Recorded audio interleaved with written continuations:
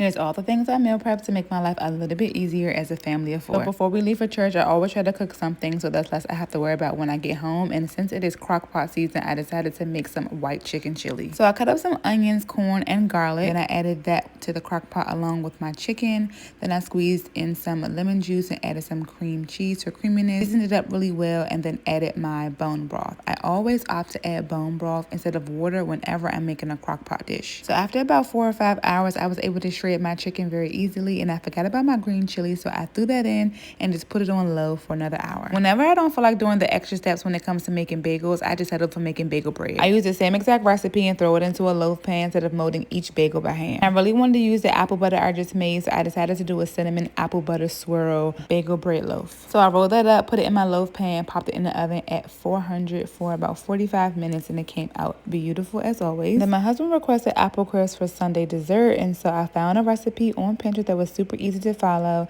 and mix all those ingredients together. And then I popped that in the oven for about an hour, but then I wanted the top to be a little bit more crispy, so I turned the oven off and just left it in there until I like the desired crunchiness. Now moving on to the last meal that I'm making, which is the bolognese, and I have never made this before either. Went to Bon 45 a couple weeks ago and my husband had it and he was obsessed, and so I told him I would try my best to remake it. With this dish, you have to be so patient because you really have to build up the flavors and let everything simmer. You can't just throw everything into the pot, which is not my preferred way of cooking, but I thought I would at least try it once. But I will say this dish was well worth it and it came out perfect. My son asked for this every single day and he was so upset when it was all gone. Now it's hubby's turn to make Sunday dinner this week, so he is going to be frying some sea bass that he just caught this past weekend. And so he made 2 different batters, one with cornmeal and one beer batter, and everything came out so good. And here's all the things we meal prep to make our lives a little bit easier as a family of 4.